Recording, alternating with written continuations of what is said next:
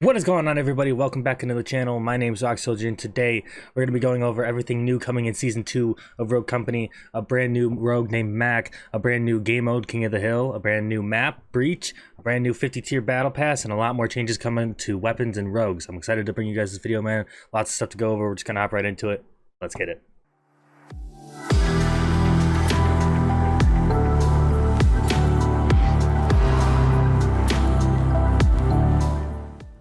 Taking a look at the new Rogue Mack, his combat loadout comes with a brand new LMG called the Conviction, comes with Dahlia's SMG, the Objection, the pistol, the Warrant, a brand new melee, the Claymore, grenade, trophy systems, comes with the Berserker, Toughen Up, Bounce Back, Stalker, Replenish, and Resupply. The Conviction LMG does 25 body damage, has a fire rate of 7.14, range is 20 meters, handling is 30, mag size is 70, and reload time is 3.2 seconds. The tier 1 upgrade increases the mag size from 50 bullets to 70 bullets. The tier 2 increases the rate you gain accuracy while firing, and bullets now pierce through enemies, basically meaning that the gun becomes accurate the longer you shoot the weapon. The tier 3 upgrade increases the damage range from 20 meters to 23 meters. Max passive ability, you start the game with 25 armor, and downing enemies instantly repairs this armor. His ability, you plant a device that charges up and launches a massive flashbang over a short distance into the air. Basically, he runs up, takes about a second to plant a device in the ground, and then it instantly starts charging and increases the radius, and it has a max radius. And at any point during the charge, you can detonate it yourself, even when you're down. If an enemy is hit by max ability,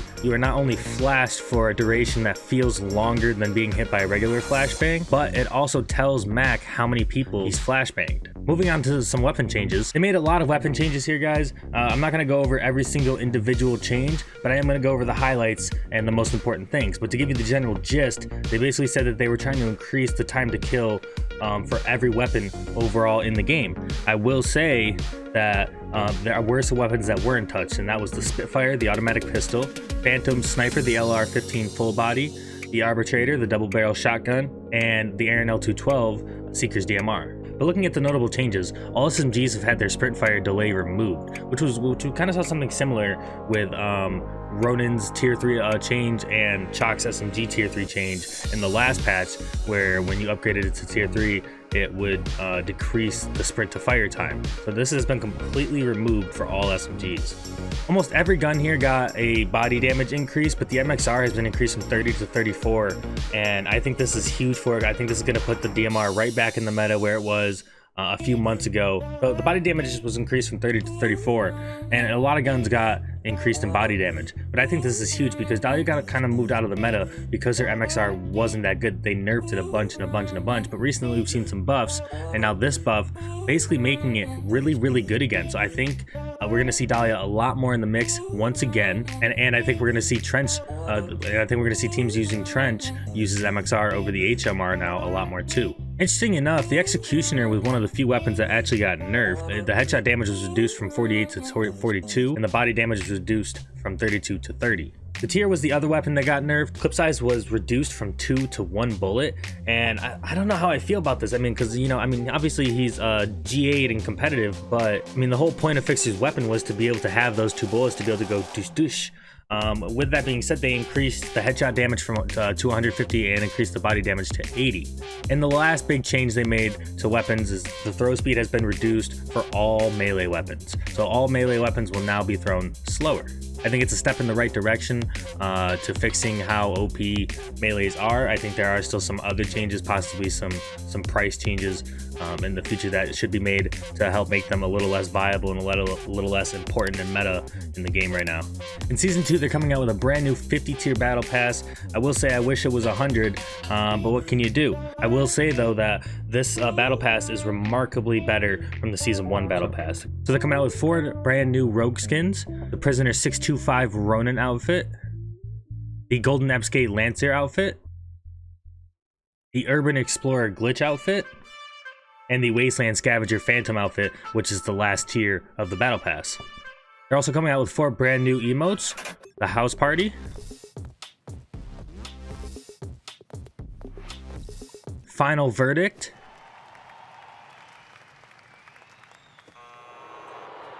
Confetti Gun,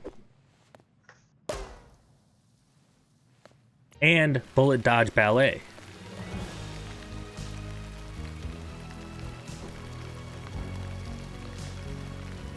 They're coming out with 8 new weapon wraps. The Crosswalk, the Golden Tiger, the Electric Tiger, Dotted Deco, Fruity Stripes, one of my personal favorites, Carbon Mesh, Scaducci Primary, and my other personal favorite, RGB. And they're also coming out with 2 brand new wingsuits, Shattered Glass and Ultimate Burn. Looking at some of the rogue changes they made, Fixer no longer has Shredder rounds, he now has Toughen Up. Glitch, they fixed an issue where he wasn't able to pull out his tablet after hacking. Enemies hit by his hack are forced to put away their abilities and gadgets, which goes with an EMP change they made later. And the hack range was increased from 20 to 25 meters. The Ballistic Knife damage was now increased from 100 to 125. Sigurd's shield is immune to melee attacks of all kinds. Trench now has Trip Mines, and he no longer has Shredder rounds, and now has Toughen Up, which I thought was a very interesting change. And they changed how the vibe pools look once they hit the ground. They only made 2 gadget changes. Sticky sensors, there was just a bug fix, but the EMPs, enemies hit by EMPs are forced to put away their ability, and gadgets, this also applies to Glitch's hack too. So how it was before is that if you were holding a tactical utility or a lethal utility in your hand, a grenade, a tear gas, sticky sensor, whatever, if you were holding it when you got hacked or hit by an EMP, you could still throw it afterwards as long as you were already holding it out before. But now that is not the case. It'll now force you to put it away, which I think is actually a really good change and make those objects a little more viable to use.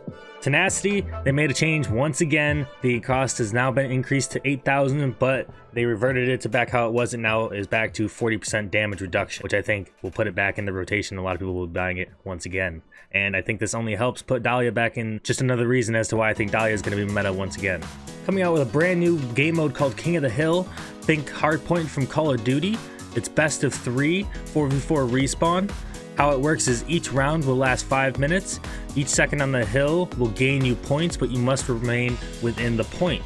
The hill will move to a different location every minute and 15 seconds. The first team to 150 points will win, or the team with the most points when the time expires will win. Sudden death will occur if time runs out and the losing team is on the hill. And sudden death will continue as long as the enemy sits on the hill long enough to where it will give them more points than what the other team has, or until the team with the advantage in points is able to move them off the hill and regain control. This game mode is a lot of fun, and I think it has a lot of potential to even be a competitive game mode. I'm excited to see what they do with it. I hope it remains as a permanent game mode. And they're coming out with a brand new map called Breach. This map is really beautiful. I love the way it looks, and I love the way it plays. It's got some zipline play. It's got lots of jump over wall action. It's got lots of windows, and I'm excited, man. It's a simple 3-lane map. I really like the rotations on it. I like both sites. I like all the cover that's there where the cover isn't. I think this map is beautiful. I would be very surprised if this is not in competitive play. Overall, I think they made a beautiful map here that's really fantastic. Probably one of the best maps they've added since releasing the game. So as you guys can see, there's a lot coming in Season 2 of Rogue Company. If you guys are interested in checking out the PTS notes yourself, link for that will be down below in the description. I truly appreciate you guys taking the time to check out this video, man. And if you guys enjoyed, please make sure to leave a like, hit that sub button, hit that bell to know when we're dropping the next one. I would greatly appreciate it. But for now, it's your boy Rock Soldier. Hope you guys have a great rest of your night, and even better tomorrow. I'll talk to you guys in the next one. All right, guys. Peace.